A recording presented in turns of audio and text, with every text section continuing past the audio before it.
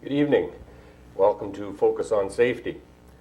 I'll be your host this evening, and my name is Bruce Halstead, along with Sargeant John Nykiforuk from the R.C.M.P. We're going to co-host the show tonight on drinking, driving, counterattack. We have two guests with us tonight, Constable Dave Poirier from the Nelson Highway Patrol and the R.C.M.P.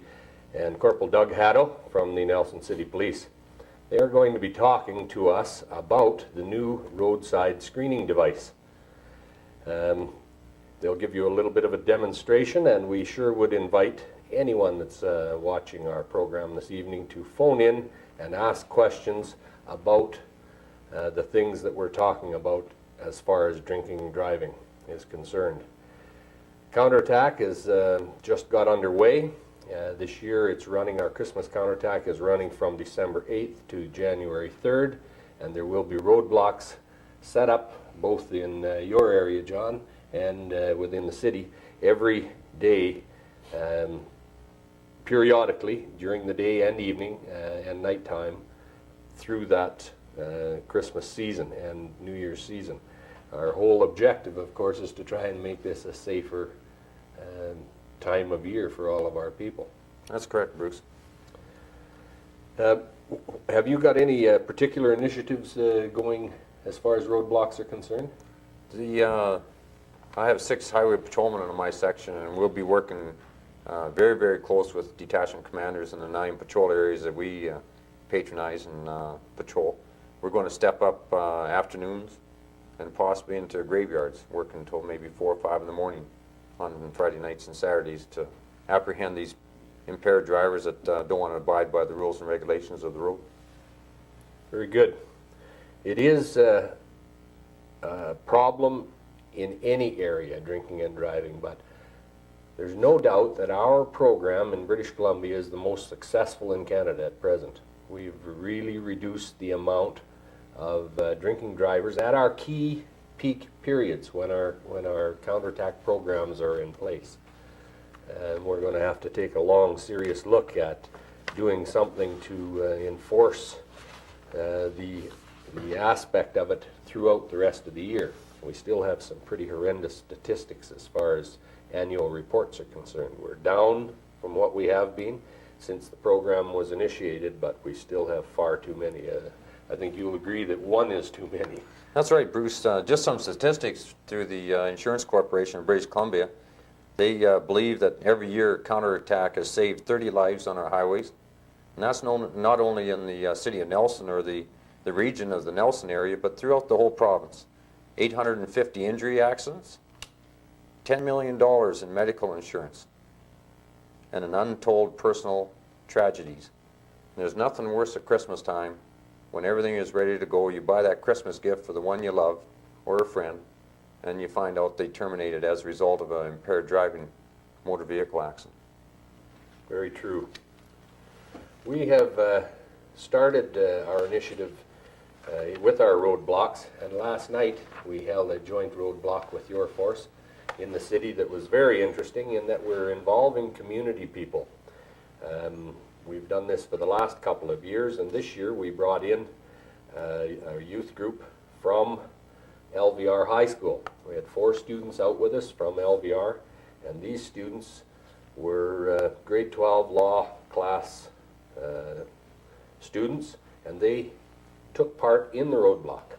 After the persons were checked by the police, then they proceeded up to the Batmobile van, the counterattack van, where they were given a package which contained information on drinking, driving, safety. And we have some of the information on the wall here posted that was handed out to many of the drivers, and this will happen again next Friday with Trafalgar students. If maybe we could show that film from last night that of the students at the roadblock.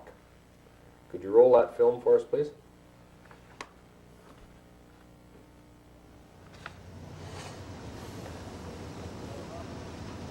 We were set up last night at the bridge just leading out of Nelson onto the North Shore.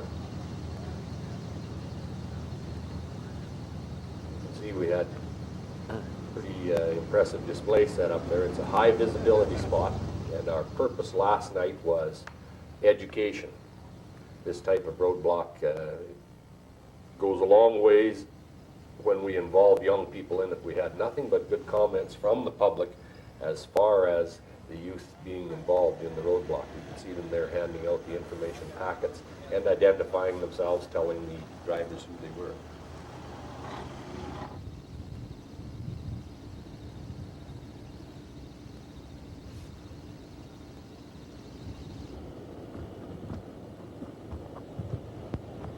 The 4 young people came out on their own time, and as a result of the roadblock last night and the enthusiasm and interest that they had, they packaged up 120 more packages of the same type of information that they were handing out to the motorists and took to their high school to hand out to every law school student or every law class student in grade 12. As well, they took a new film that's just been put out on drinking and driving for young people, and they're showing that this weekend up till Christmas break throughout the high school so that all the students can see it. So it is quite an initiative by the young people. Last year you were out, Doug, when we had the young people out, and they were very enthusiastic. Yes, they were. On Friday, as I said, again, we're going to have the Trafalgar students out, so we're involving not only the high school students, but the junior secondary students as well in this type of a program.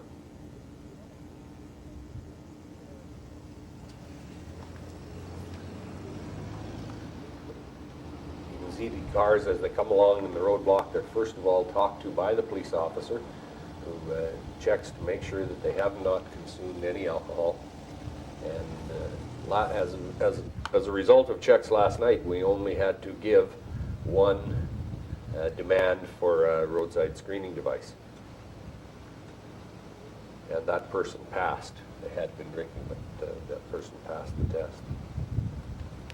See the police officers there checking first, and we also gave out some warning tickets last night for faulty equipment, such as one headlight or a tail light missing or a muffler, things like that. They were given a warning ticket to have that repaired.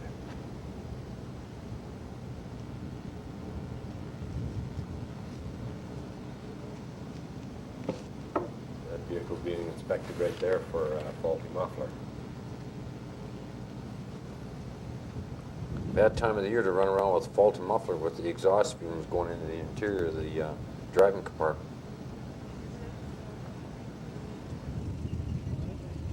Especially if people get stranded on the highways. Many people, Doug and I both come from the prairies, and we can think of people that got drifted in blizzards and then sat with their car running, and they were found the next day overcome by carbon monoxide. And quite often, quite often it's a result of faulty exhaust systems in the vehicle. The kids or young adults and students sure enjoy coming out and working these road checks, and it gives them time and opportunity to talk to the motorists and get a hands-on feeling and returns. I've noticed by going into the high schools recently, and I think talking to some of your members last night that also go into the high schools and talk, the attitudes have greatly changed. The grade 12 students today seem to be far more mature than a few years back. They're much more responsible. They're taking a more responsible attitude, and I think it's partly because of the public education that's assisting it.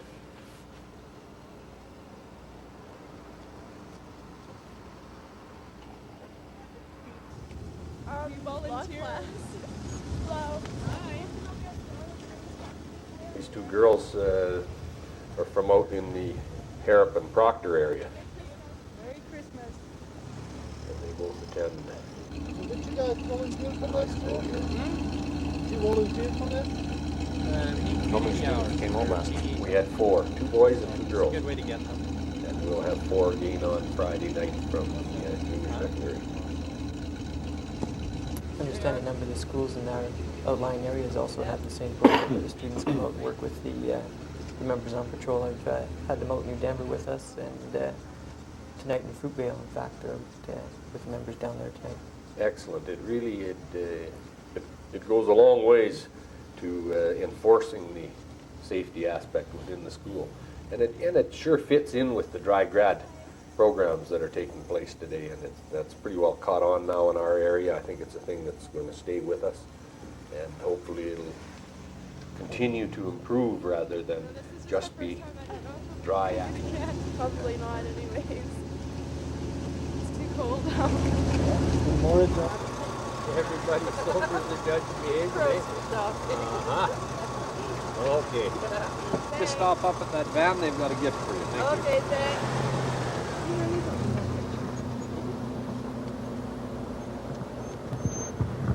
So how many did you catch yet? We haven't got anybody yet tonight. Everybody's behaving. The most that we've had is about 1 drink of alcohol. People are being pretty responsible. It's usually that small percentage all the time that is the same ones, but the majority of people do obey the law and pay attention to Christmas and spring counterattacks.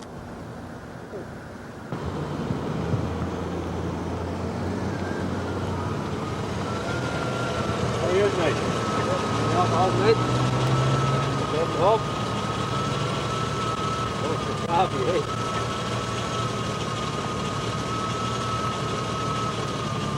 Okay, if you'd just like to stop at the van up there, the students gotta get there. Don't drink and drive. That's good. Thank you.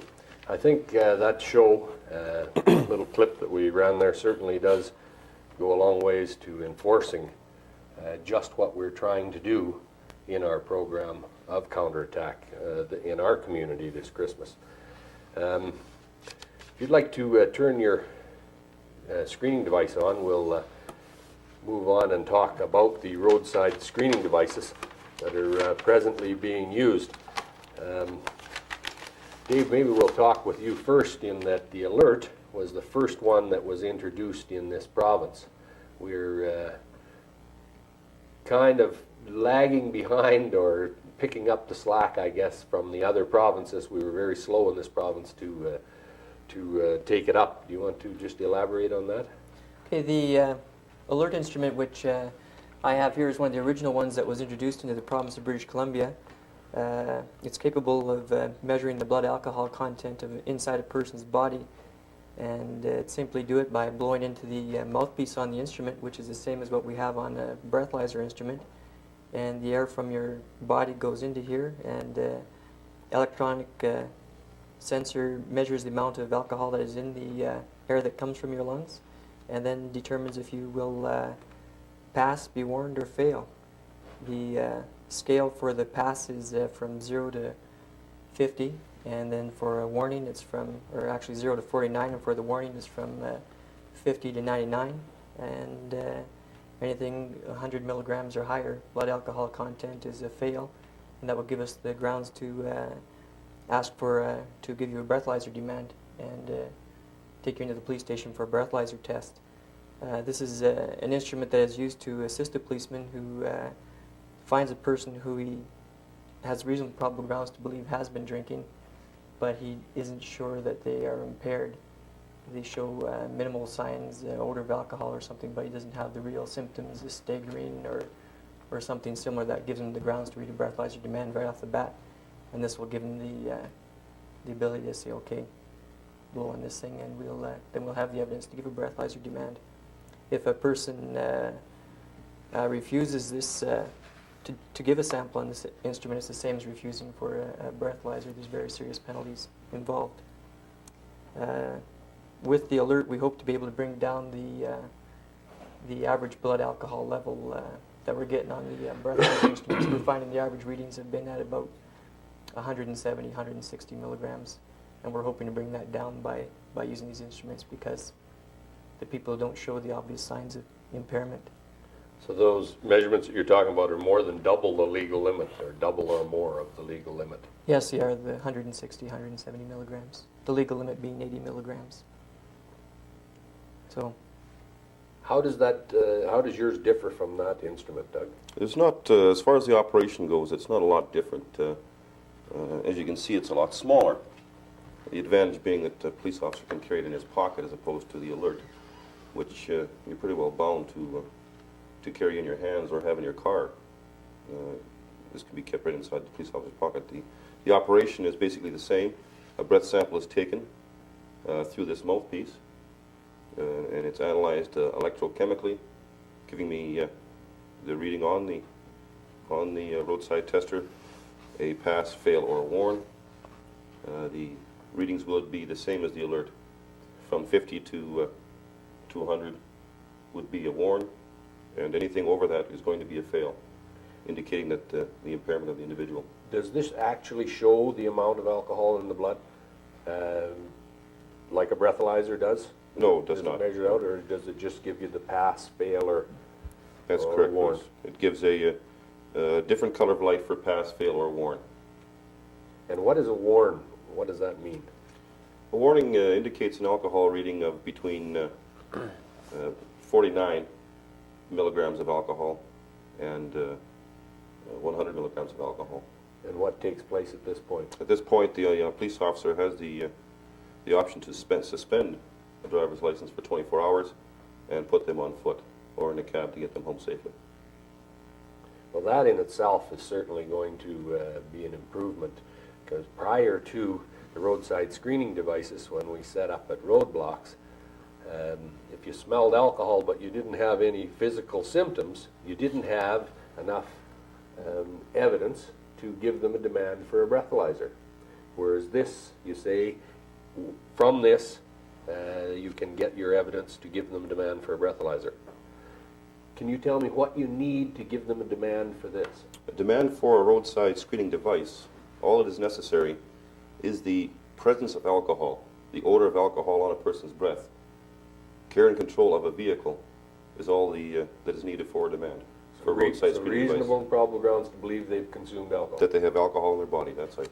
I see. And they are in care and control of a motor vehicle.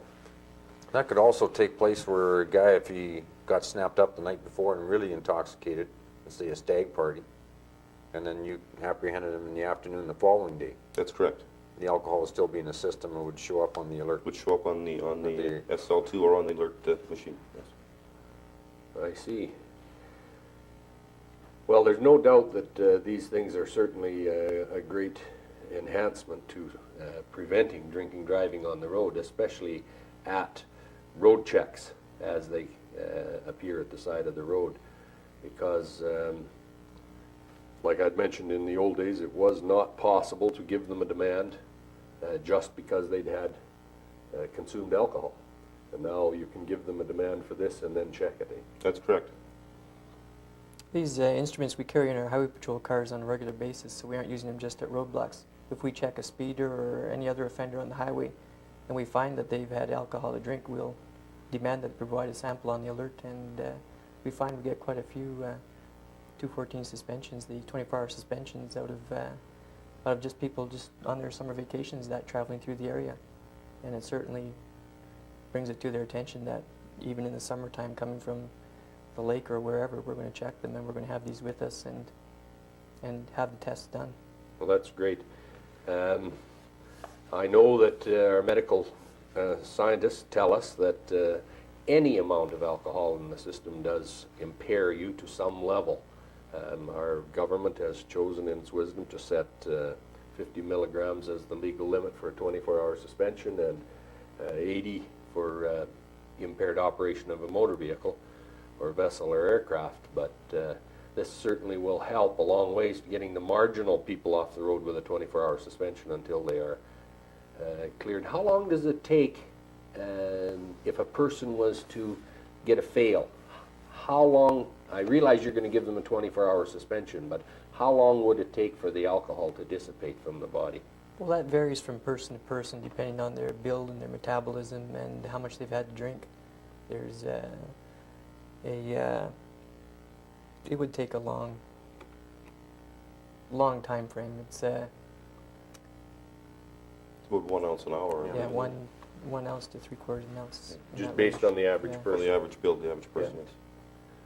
Well, that's considerable when you get some people that we bring into the police station that we'll get a reading of 240 or 260 from them. It takes a long time then for them to be legally okay to drive an automobile again. And this time of year, it's not uncommon to see Mama driving the car home and Dad pretty well blitzed from the party they've been to, but Dad still has to get up and drive to work in the morning. And it's certainly something that everybody should be aware of and familiar with. This card was given out in the information packet last night and will be, and we have these at your office and at our office available to anyone, and it's certainly, it's not the law, but it's a good indicator by body weight of how much a person can take safely. It gives them a good guideline. Would you say it's a pretty accurate guideline? Yes, yeah, I would say so, Bruce. You can also obtain those from the motor vehicle branch here in Nelson or any motor vehicle branch office, and the bottom part of the card tears off and you can put it in your purse or in your wallet. And if you are consuming an alcoholic beverage over the holiday season, refer to it. And seeing is believing.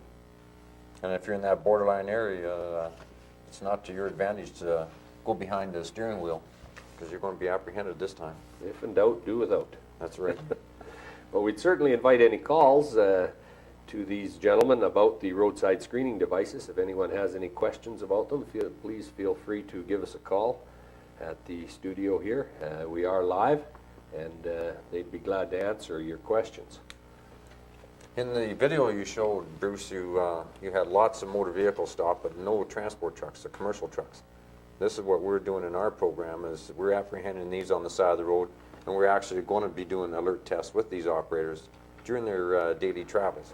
We're starting to find with the holiday season, companies are giving them appetizers with an alcoholic beverage and this, and certainly with those big 18-wheelers, they're a hazard and danger on the road with the operator who's impaired. And we will not hesitate to take action, not only with the driver, but also with the company. No question about that. I would think that most of our professional drivers are very professional about how they drive and what condition they drive in, but I guess there's exceptions to every rule, and this time of year a person's arm can be twisted probably a little easier than at any other time, and that's why the programs that we have in place. Well, there's lots of pull-off areas, so, you know, the transport truck driver, if you run into that problem, pull off into one of those areas and sleep it off. That's good advice.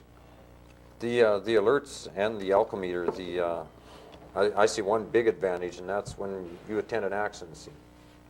And sometimes members are hesitant demanding a breathalyzer test. And I think these two pieces of devices that are going to help the member at the scene maybe get that impaired driver. Often we attend accidents and the guy says, hey, the other guy is pissed, he's impaired, and the member says, I can't smell any alcohol in his breath. And I think with these devices it's going to help out. Oh, absolutely, John. I think it just assists the police officers so much in the detection of impaired drivers. It's a very, very good asset. And I think also we're starting to find, and I've been with the force for 23 years, it's a lot harder nowadays to convict an impaired driver in front of our judicial system. And I think with these devices it's going to make it easier for the law enforcement officer and certainly for the judicial staff. Yeah, because it's an approved instrument by law, it doesn't leave any question. It says, yes, he did have alcohol, he blew into it, he failed, which gives the demand, or allowing the demand for the breathalyzer. Right. Just one note on the roadside tester, Bruce, that people should be aware of it. A refusal to take a roadside test would result in the same as if you refused an actual breathalyzer test. The same penalty, the same, the charging is the same. So people should know that they cannot refuse a roadside test. And so it's an offense to refuse. Under Section 254 of the Criminal Code, they would be charged for refusing a roadside test. And then they would be suspended, the same as by the superintendent and by the court, the same as a person that refused a regular breathalyzer test. That's correct. I see. As a matter of fact, last year when we did the program with the students from the high school in town here, I had one person who refused the alert during that program, and he was convicted, and and sentenced by the courts. And it was the same as for refusing the breathalyzer. Very good. We have a short clip that just shows, runs through the process of things that take place as far as when you get caught, what happens, and it's just kind of an enforcement. Maybe we'll run that now if we could. We'll have a look at that short clip, and then we'll open up the phone lines for calls.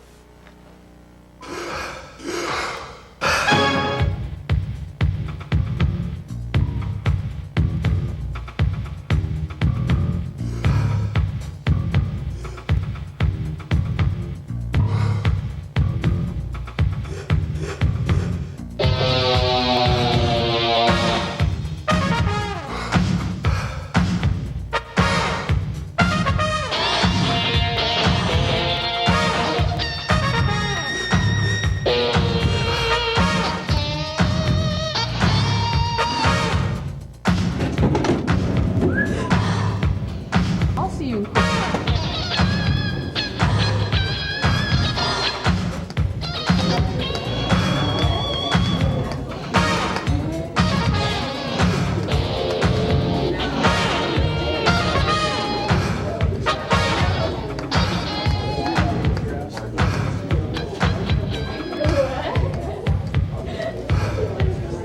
2 words, class.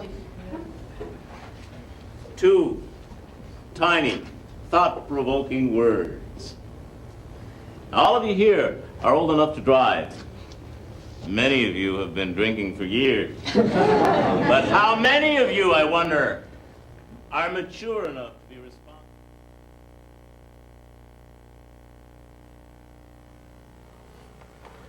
That's a little preview that you saw right there of our next 2 weeks from now, the film that we're going to be running, and it'll run in its entirety, and it's focused on young people and drinking.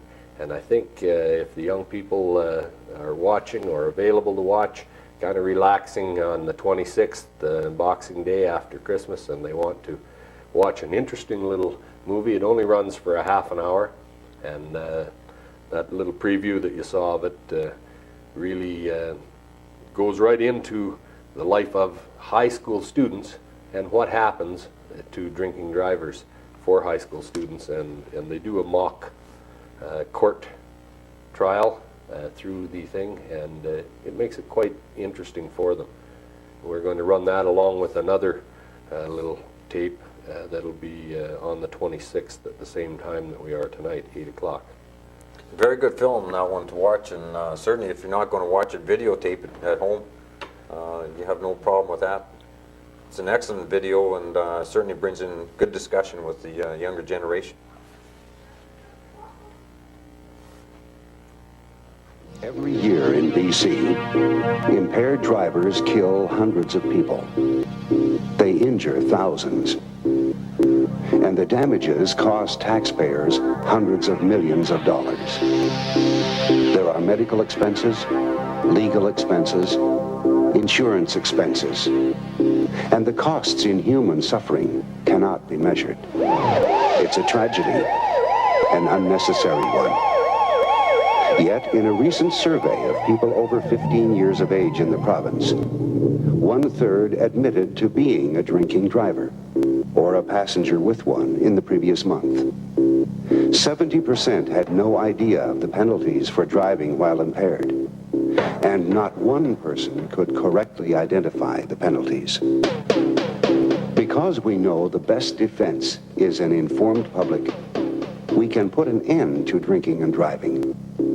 We can stop it. Here are the facts. The laws are tough, especially in BC. It's a criminal offense to drive while impaired or with a blood alcohol concentration over 0.08%. Of those who choose to drink and drive and are caught, 90% are convicted. 1 in every 3 people in jail is a drinking driver. For a first offense, there's a $300 fine and a 12-month suspension from driving. That's the minimum penalty. The maximum is 5 years in jail, unlimited fines, and and a 3-year prohibition from driving. For a second offense, jail is mandatory. At least 14 days imprisonment. For third and subsequent offenses, months in jail, years without a driving license, thousands of dollars in fines.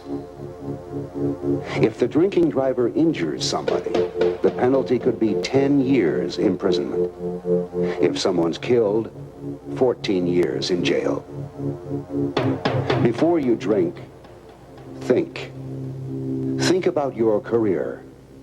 Driving while impaired is a criminal offense. A criminal record makes it almost impossible to be bonded, to be accepted into some professions and some countries. Think about the rest of your life. Along with fines, license suspensions, and jail terms, there are other consequences. Additional points on a driving license increase the cost of operating a motor vehicle for years. And drinking drivers who kill or injure someone not only have to live with what they've done, but also can be held responsible for costs that could run into hundreds of thousands of dollars. Use your judgment while you still have it. Make plans to ride with a sober driver, a friend, a taxi driver, a bus driver, and don't ever accept a ride with an impaired driver. Of the thousands who are killed or injured in drinking driving accidents each year in BC, 3/4 are in the drinking driver's vehicle. Use your influence. Friends don't let others risk their lives or those of innocent people. A good host thinks about transportation and provides alternatives to drinking and driving. Parents can influence children by talking about the dangers and by setting a good example.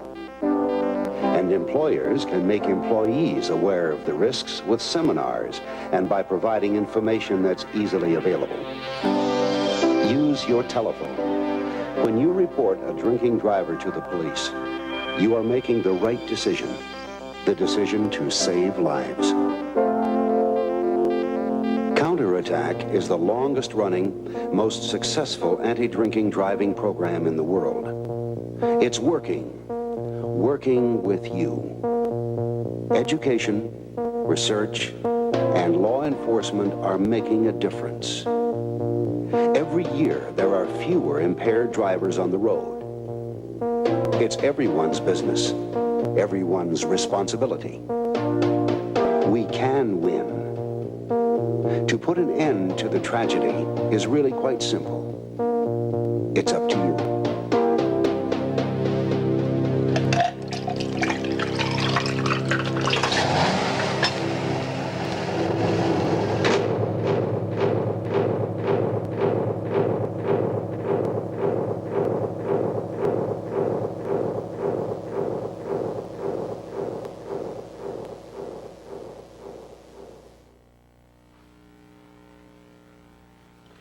I think that film kind of enforces everything that this program is all about.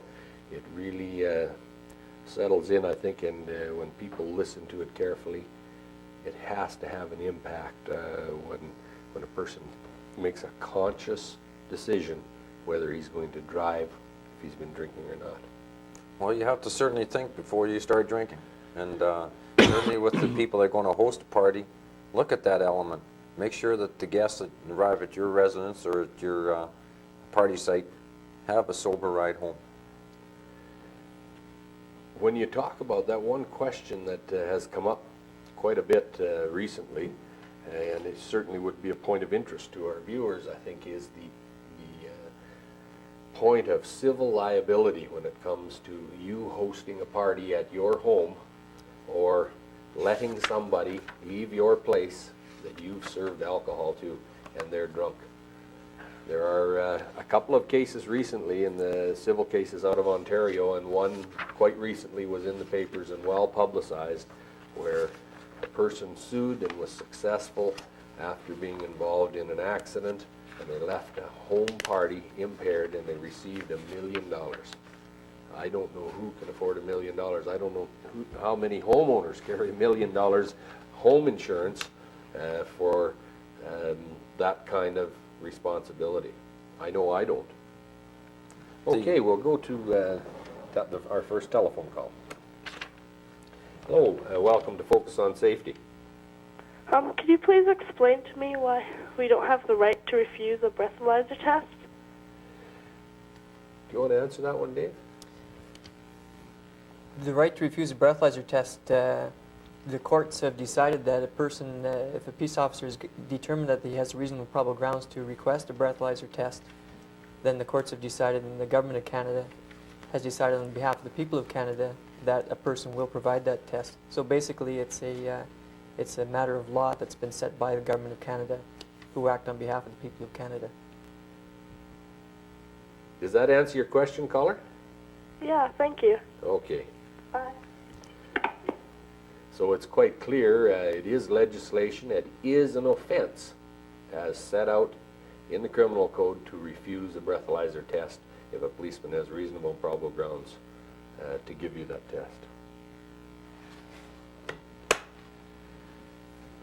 Going back to the party hosts and that, statistics at the Insurance Corporation have calculated 38% of all drinking drivers are coming from private residents, and 51% of drinking drivers are coming from licensed establishments. So certainly the private residence doesn't give you the leeway, and I certainly wouldn't want to be in the shoes where somebody left my party site intoxicated, rolled their vehicle and injured someone, and came back to me and said, "John, I'm going to sue you." And it happens, and it's going to get worse and worse. Isn't that true? Friendship often can stop very quickly when it comes to serious injury and dollars and cents that are involved. Many of the pubs in our areas, and we're very fortunate to have the cooperation of most of our drinking establishments, in that they are very supportive and 100% behind the designated driver programs. In other words, they're saying we'll be responsible if other people will be responsible. And if you want to come and drink and you have a designated driver, they give free coffee or free soda pop to the designated driver throughout the evening, because they know when those people leave the establishment, someone will be not over the legal limit that can drive the vehicle. And there's no alcohol to the designated driver. This licensed premise or establishment also includes these special occasion permits that people come in and they have a party at a hall or something like that. So certainly they're not exempt either, and the person that signs their John Henry at the bottom of that permit is responsible for what goes on inside the hall, and also that impaired person leaving. So if they do see someone intoxicated leaving, certainly take some drastic action so he doesn't get behind the wheel of a car. Very true. I'd just like to pass on a few statistics that have been put out, and just cover a few things, and then a little bit of a profile of the average drinking driver. Last year we had 4,500 property damage accidents, 3,500 personal injury accidents, and 200 fatal accidents, in which 5,700 people were injured and 215 people were killed. In 1989 Christmas Counterattack road check campaign statistics showed that we stopped or checked 422,000 vehicles. That's a significant amount in this province. We only laid 911 drunk driving charges as a result. 911 out of 422,000 is a pretty significant drop in numbers from what we had been used to. We had 1,800 24-hour suspensions and about 3,500 other traffic tickets as a result of the roadside tests for Christmas Counterattack last year. It's going to be interesting to see what our statistics are this year. We have another call. Go ahead, caller. You're on Focus on Safety. Yes. You three gentlemen sitting up there talking about this counterattack whatsoever. Tell me, during the Christmas season, do either one of you have a drink at any time? And if you have a drink, where do you have your drink? Do you have your drink at home? Do you have a drink? It's hard to explain, but I'm sure, like any of us, we all have a drink at Christmas season. Now, do any three of you have a drink? What's your point, caller? Pardon? What is your point? What point are you trying to make? No, like if I was driving and if I had a drink and I got picked up and I was impaired, or one drink is all it takes, I figure that out. But I wouldn't want to lose my license. I wouldn't want to be in jail or anything else. But I feel if I want to have a drink, I'll go down to the liquor store and I'll buy it and I'll come home and I'll have it at home and I'll stay at home and I'll know I'm safe. But I just wanted to know if any one of you three have a drink. I think you'll find that most police officers today are very, very responsible in their drinking. When it comes to drinking and driving, it's almost non-existent. I think that's probably what your question is, and your inference maybe is what would happen to a policeman. I can assure you that if a policeman was drinking and driving, the same would happen to him as it would happen to you. Is that right? Yes, absolutely. Well, that's just probably worse. No, that's right. He'd lose his job besides, and many citizens don't lose their job. Yeah. All right. Okay. Thank you very much. Thank you for calling. Bye-bye. Bye. I think the secret to the last caller, it doesn't matter what profession you're in, if you are going to consume alcohol, make sure you know your limit. And certainly if you don't know your limit, gain information and material which is available to you and find your limit. And if you're in doubt, don't go behind the wheel of that car when you're drinking. The safest advice you can give anybody is don't drink and drive at all. Even one can be too many. So if you're going to go to a party, get a designated driver. It's not that hard. Most people don't live too far away that they can't walk. If they're in the city and if they're out of the city, there are certainly rides available. Even if you have to pay a $30 taxi bill, it's worth it. It's pretty reasonable fee rather than losing your license. The profile of the average impaired driver is usually they're males. There are twice as many males as females. 50% are single. Their average age is 20 to 50 years. They usually are carrying passengers. Now that is a real sad thing in itself. We're focusing strongly this year on trying to educate people. Don't get in a car with someone that's been drinking. The schools are really emphasizing this in their youth counterattack programs. Don't get into a car no matter how much. If a person's had one drink, don't get into a car and take a ride with them. So that's a pretty significant thing in that people are carrying passengers usually when they're stopped for impaired driving. They're not usually wearing seat belts. They don't need them. They're the Iron Man, right? Right.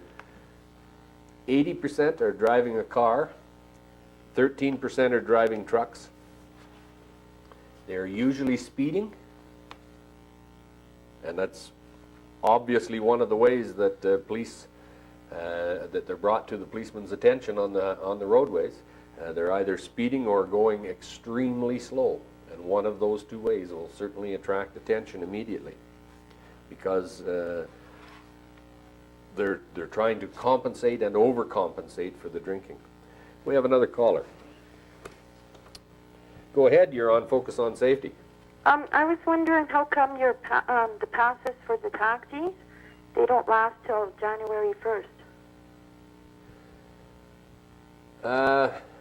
I'm not sure. That's a promotion that's put on this year, and the idea is to try and get people to utilize a taxi and not to drive if they're going out over the Christmas and pre-Christmas season. Yeah, but people aren't going to go home at 12 o'clock. They'll be out till about 5 o'clock in the morning. Well, it's mainly aimed at the office parties and things like that. That's what the idea is, to try and get people that usually drive, they have a history of driving from those type of things, to try and take a taxi rather than drive. Yeah, but it's mostly people in the bar that end up driving home. Well, I sure hope not, because the majority of the people that we've been running into lately sure seem to be being responsible, and they're having either a designated driver or they're walking home. Well, not the majority of the people I know. Well, I hope we don't run into them on the roadblocks, because you know what the result will be. No? Okay, thank you for calling.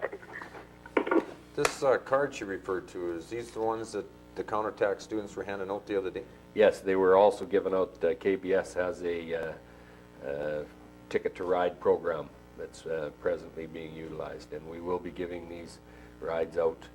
They're a certificate good for a taxi in the city, and they'll be given out to people that are showing responsibility at our road checks, people that haven't been drinking.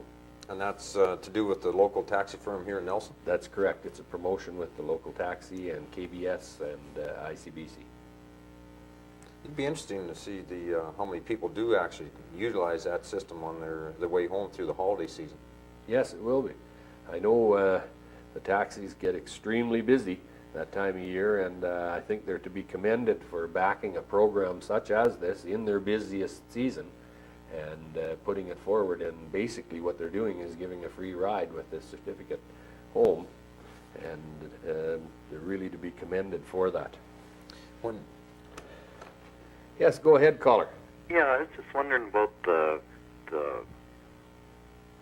mouthpieces, or wherever you blow. Are they changed with each individual, or are they, you know, when one person blows, does the next person get a fresh blower, or are they packaged up? They come packaged up. These we opened up before the show because they're hard to unwrap actually. Each one of them is sterilized, and they come in a little plastic wrap, and we just open them up for each person. Once they're done with the test, we dispose of them, throw them in the garbage, and away they go. So each person gets a fresh mouthpiece, and there's no chance of it being passed on. As soon as I'm done with the test, it's a simple matter of unplugging it from the instrument, and in the garbage it goes. Okay, thank you very much. You're welcome. Person has to be very, very careful with human saliva. Don't be upset if you happen to see one of the law enforcement people wearing gloves when they use this. You know, as part of beware. And certainly with the diseases that are out there today, you can't be nothing but cautious. And we're certainly looking after the welfare of the individual too that is taking the test, because we don't take any chance with sterilizing things. They're brand new, they're clean, they're sterile, they come in a package, and we open it right there and put it on for both types, and as well for the breathalyzer instrument itself at the police offices. Well, I know of how I would feel if I had to use a used mouthpiece. So it's the same as the breathalyzer. When if you do happen to fail either one of these devices and you go down to the breathalyzer room, it's the same type of mouthpiece as what the Orange Alert has that you blow into, and they're sterilized and they're sealed in a compartment. Going back to the profile on the drinking driver, of those apprehended, 1 in 4 have been previously charged with driving while intoxicated. That's a pretty high number. So it does show that it's a small, habitual group that seem to continue drinking and driving. Of those convicted of drinking while driving, 80% have other traffic convictions as well. We have another caller. Go ahead, caller. Welcome to Focus on Safety. Hi, I was just wondering, I'm a responsible host, and if I happen to have a party over the Christmas holidays, or friends stop by with a bottle and we're serving drinks, and if they refuse to spend the night or refuse to take a cab home, am I responsible if they get into an accident? You should do everything within your possibility, within your physical capabilities, to prevent them from driving while intoxicated. If it means taking their keys, you can rest assured that they may be very angry at you at the time, but they'll sure be glad and thankful tomorrow morning. People have a different attitude when they're not drinking. So you should use every effort possible.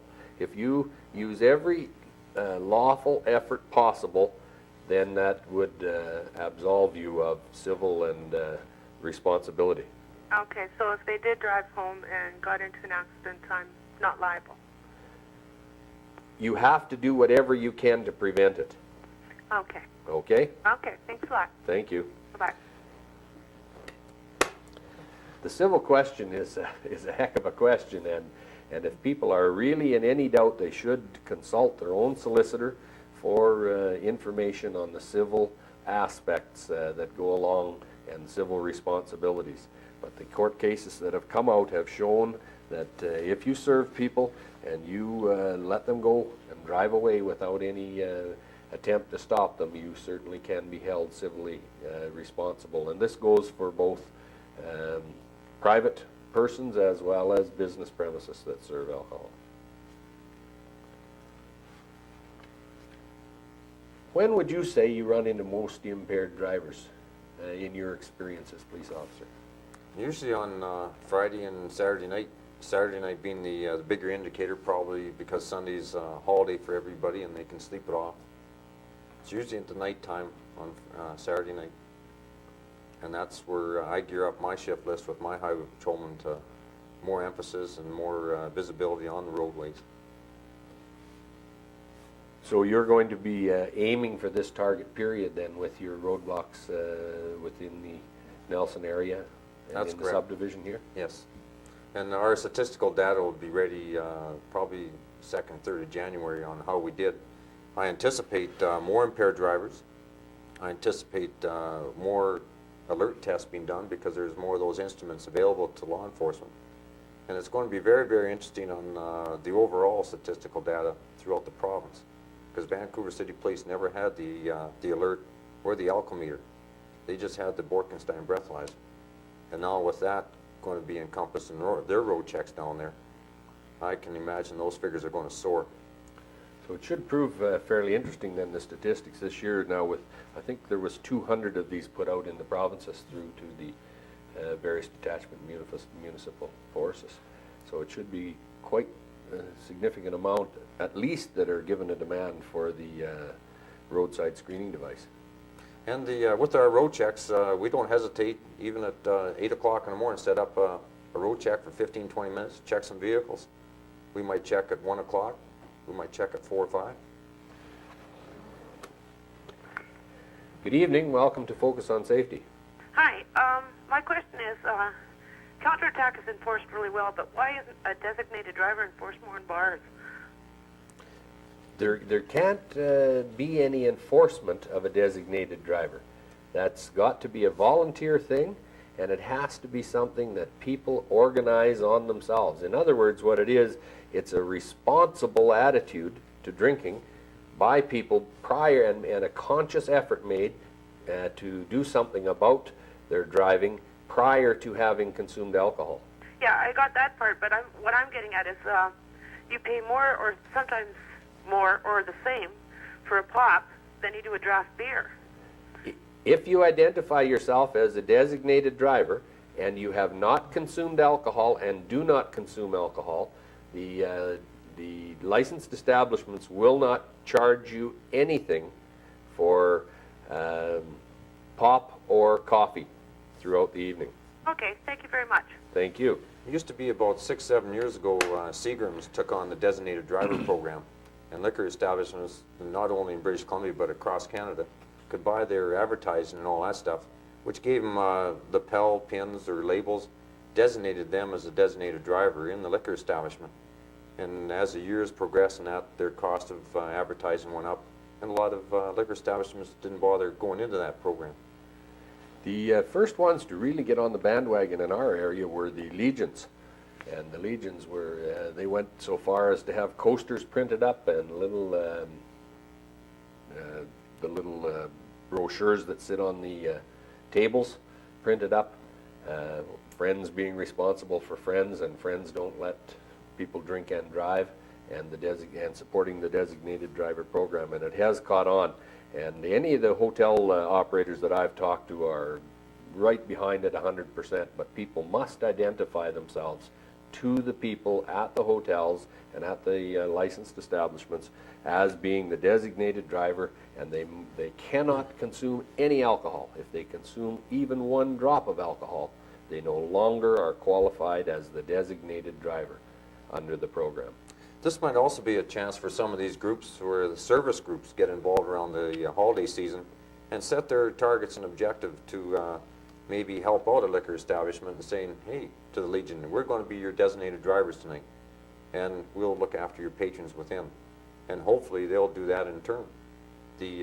My previous posting, we had the graduating class during the holiday season, and it was advertised on the radio, on the newspaper, and the TV that they would be designated drivers.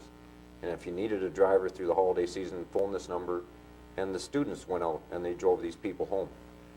That would be a fair exchange for the graduation program where the parents are driving the students around, and the students can trade and do it at New Year's and Christmas.